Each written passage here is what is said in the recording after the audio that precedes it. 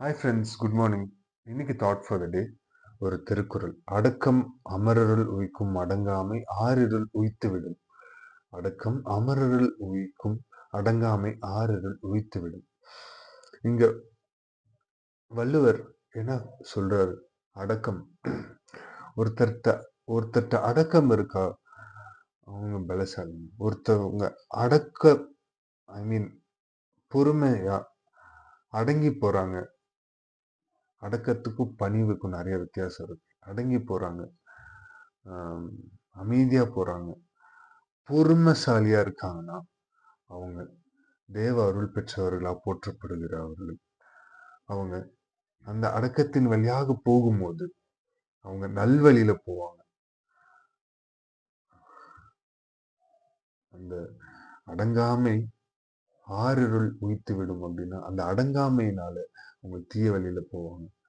அந்த அவங்களோட வாழ்க்கை இந்த தீய வாழ்க்கையில தீய வழியில போய் எல்லாத்தையும் கெடுத்து போடுங்க. அதனால எல்லா மனுஷனுக்கும் இந்த அடக்கம், தன்னடக்கம் கண்டிப்பா தேவை. அடங்காமை தீய வழியில நம்மளை நோக்கி செல்லும், தீய எண்ணங்கள் உருவெடுக்கும். அடக்கம் யோசிக்க வைக்கும். ஸோ வள்ளுவர் இன்னைக்கு இந்த இந்த ஒரு குறள் மூலியமா நம்ம இடத்துல சொல்றது தன்னடக்கம். தன்னடக்கம் அது அந்த அடக்கம் உங்களுக்கு ரெஸ்பெக்டையும் கொண்டு வரும். சுற்றி இருக்கிறவங்களுக்கு மத்தியில ஒரு என்ன சொல்ல ஒரு நற்பண்பை ஏற்படுத்தும்.